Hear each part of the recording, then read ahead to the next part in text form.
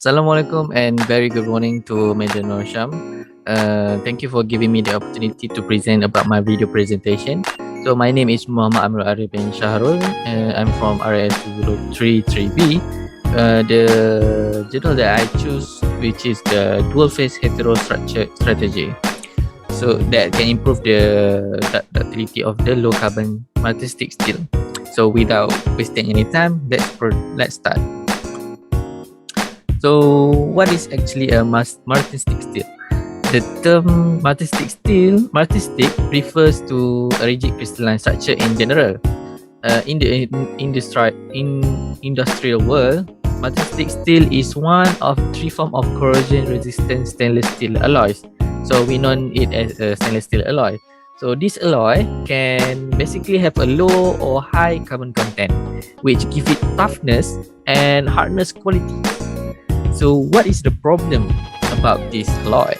So the problem that I found, which is, as we know, among the steel communities, low carbon, low alloy steel is widely applied in building and transport for its low cost and good for mobility.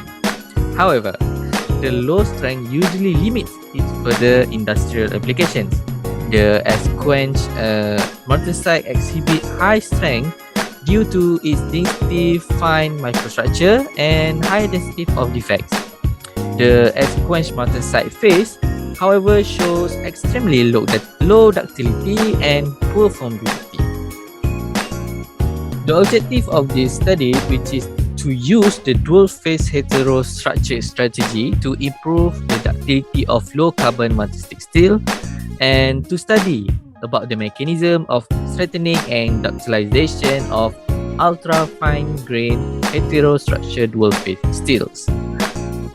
So the methodology about this study, which is the first one, is the experimental materials. So this figure shows the cyclic annealing and co-rolling process, which is known as ANNCR or NCR process. This process involves three stages in which a steel sheet with a thickness of 5.5 mm and that was austenitized at 950 degrees Celsius for 60 minutes and then water quenched to obtain multi-stick microstructure. The sheets were rolled at room temperature to a thickness reduction of 10%, followed by annealing at 300 degrees Celsius, followed by the air cooling to room temperature. The next one is the test of mechanical properties.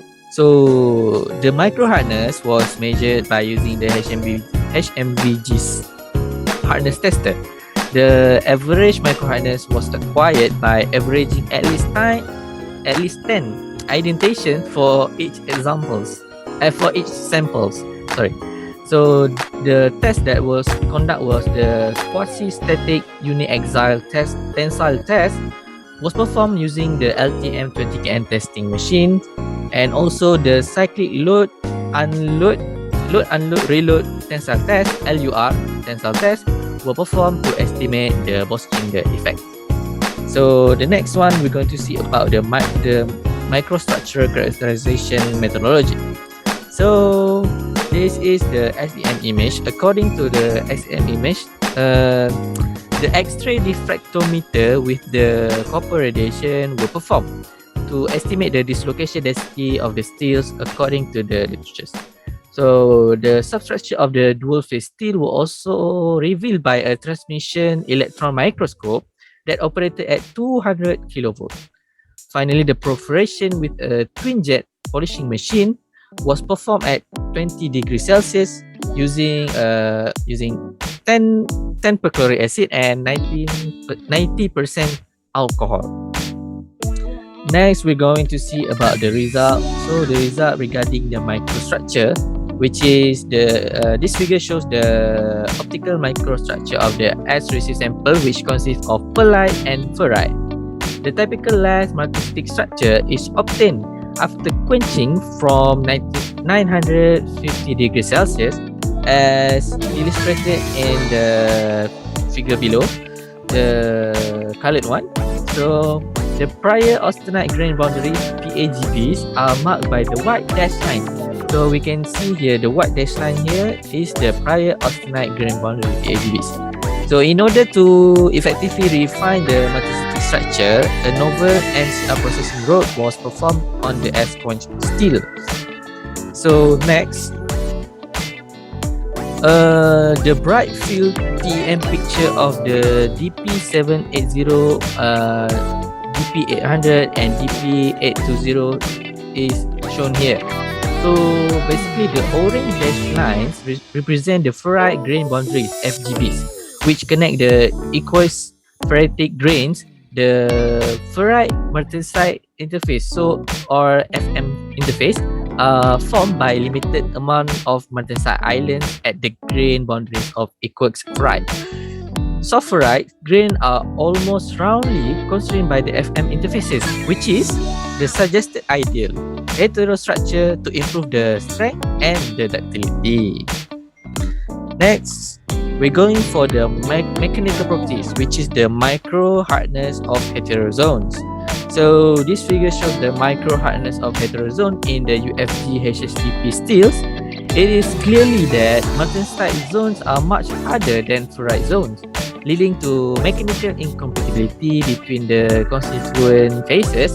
The increase of micro hardness of ferrite zones are mainly attributed to the decreased grain size and increased dislocation density in ferrite.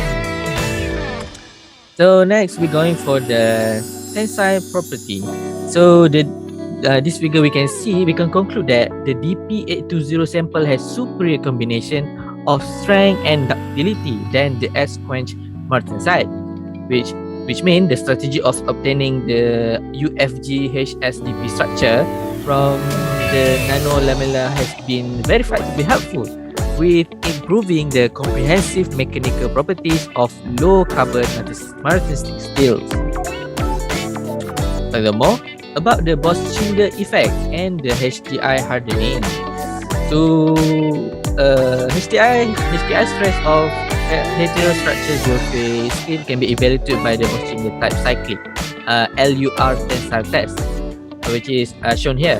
So significant unloading yield drop can be observed from the LUR tensile curve, especially for the 820 DP sample, which is mainly related to the mechanical incompatibility between ferrite and martensite. The more remarkable yield drop in 820 DP sample indicate stronger stress transfer between ferrite and martensite during deformation. So the HDI stress can be calculated by using this equation. Next, we're going for the fracture analysis. So the high magnification SEM micrograph, which show here, show that all fracture surface of UFG HSDP sample steels are mixed by the cleavage facets and dimples. The observed dimples are small and shallow, especially for DP820 sample, indicating the limited micro void growth. This shows that once the martensite fracture is nucleated, the above-mentioned stress triaxiality, stress concentration, and rapid release of elastic energy contribute to the cleavage cracking in the ferrite adjacent to damaged martensite. So the discussion about first one is about the deformation of the nano-lamellar structure and UFG HDSP steels.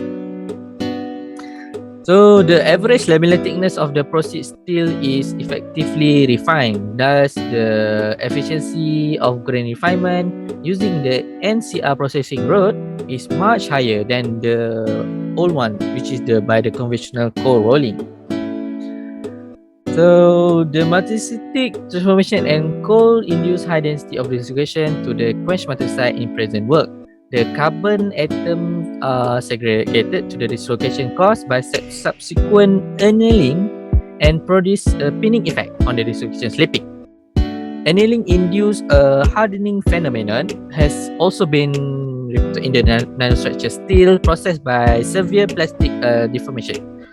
Therefore, the deformation-induced refinement is enhanced due to the boosted dislocation generations and impeded dynamic recovery.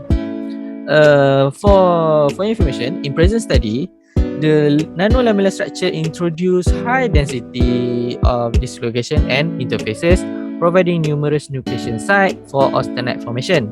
As a result, even at high analytic temperature, the ultrafine dual phase structure may indeed be preserved. So the next one that I want to discuss, which is the strengthening mechanism of the UFGHSTP steels. So basically, this steel derived from the nano-lamellar structure exhibit an outstanding mechanical property. With increasing metal volume fraction, the yield strength is improved in the DP80 sample. This is in conjunction with the decreased ferrite grain size and increased dislocation density. Strain gradient and GNDS piling up occur nearby the FM interfaces, which produce back the stress and forward stress in soft ferrite and hard metalsite. The high HDI stress in DP80 sample lead to a significant enhancement of the yield strength. Thus, the DP80 sample meets the design criteria for maximizing the HDI hardening in the HSS. Therefore, the DP80 sample has a close high strength to the S-con sample, while the ductility, which this is important because the ductility is improved significantly. So, in conclusion, cyclic annealing and co-rolling followed by the intercritical annealing were used to create the UFG HSTP steels, which had a superior combination of strength and ductility. The steel microstructure, mechanical characteristic, and fracture behavior were all truly investigated and successfully. The LUR tensile tests were used to investigate the effect of HDI stress or hardening on the mechanical properties of the UFG HSDP steel. So I think that's all from me. Thank you. Bye bye.